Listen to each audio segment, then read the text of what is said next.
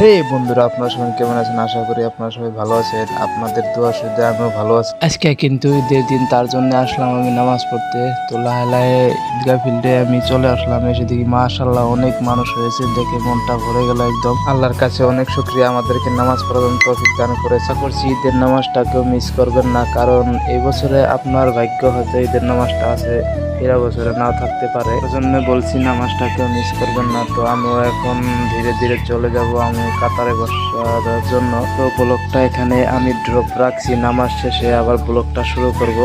বন্ধুরা, নামাজ শেষে চলে আসলাম আমি বাহিরে। তো এটা কিন্তু আমাদের মাথাপুরীর রাস্তা, ভিউটা কিন্তু আজকে সুন্দর, তার জন্য নামাজটা সুন্দরভাবে পড়তে পারছি।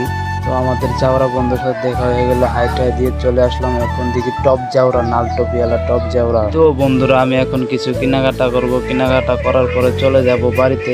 তো আজকের ব্লগটা এখানে শেষ করছি। যদি ব্লগটা ভালো লাগে তো কমেন্ট এন্ড শেয়ার লাইক করে দিবেন।